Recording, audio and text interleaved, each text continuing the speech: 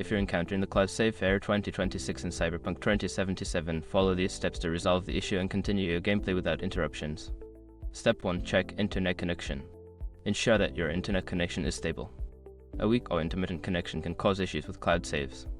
Restart your router if necessary and verify that other devices can connect to the internet. Step 2. Restart the game. Close Cyberpunk 2077 completely and restart it. Sometimes simply restarting the game can resolve temporary glitches or errors related to cloud saves. Step 3. Verify game files. If you're playing on a platform like Steam or GOG, use the built-in feature to verify the integrity of the game files. This process checks for any missing or corrupted files and replaces them, which may fix the cloud save issue. Step 4. Disable cloud saves. If the error persists, consider disabling cloud saves temporarily.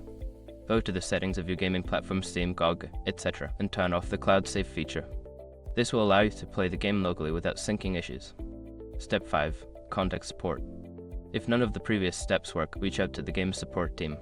Provide them with details about the error and the steps you've already taken. They may have additional solutions or updates that can help resolve the issue. By following these steps, you should be able to address the cloud save error and enjoy your gaming experience.